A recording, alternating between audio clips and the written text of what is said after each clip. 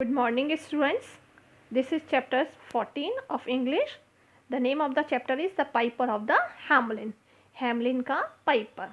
This lesson is about a beautiful town, Hamelin. ये जो lesson है इसमें जो स्टोरी है एक बहुत ही सुंदर शहर हैमलिन की है. In this lesson we will learn that we should always fulfill our promise. इस लेसन से हम ये सीखते हैं कि हमें अपना वादा, जो भी हम वादा करें उसे पूरा करना चाहिए. Else we should not make any promise, या फिर हमें कोई वादा नहीं करना चाहिए जिसे हम पूरा नहीं कर सकते. So let's enjoy this interesting story. Hamelin is a beautiful town on the bank of the river Weser in Germany. Hamelin एक बहुत ही सुंदर शहर है जो कि जर्मनी में रिवर वेसल के किनारे बसा हुआ है. About 600 years ago, the people of this town lived in constant fear. करीब लगभग 600 साल पहले इस शहर के जो लोग थे वो एक कांस्टेंट फियर, जो उनको एक लगातार डर बना हुआ था, वो डर में जी रहे थे. They were afraid of rats. वो चूहों से डरे हुए थे.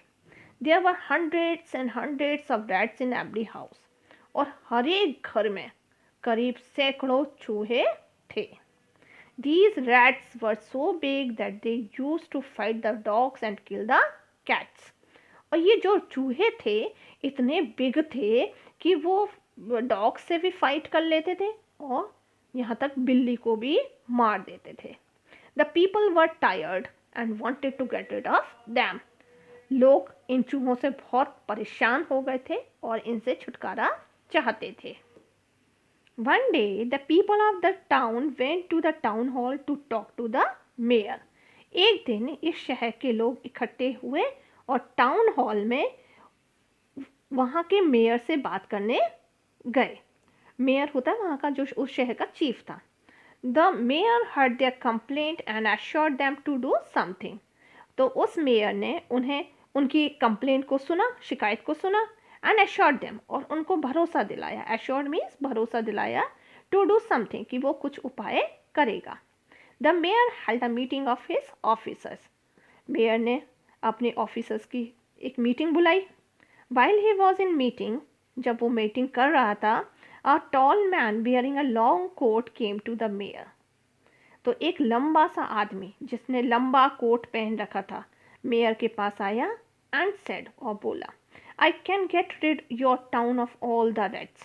कि मैं आपके शहर को इन चूहों से आज़ाद करा सकता हूँ. If you give me 1000 gold coins. यदि आप मुझे उसके बदले में 1000 सोने के सिक्के दोगे. The mayor agreed to give him 1000 gold coins. तो वो जो मेयर था, चीफ था, उसकी बात सुनकर तैयार हो गया कि ठीक है, मैं तुम्हें 1000 सोने के सिक्के दे दूंगा. At once the tall man came out of the hall. और इतना कहते ही वो जो लंबा आदमी था हॉल से बाहर आया and stepped into the street. और सड़क की ओर चल दिया.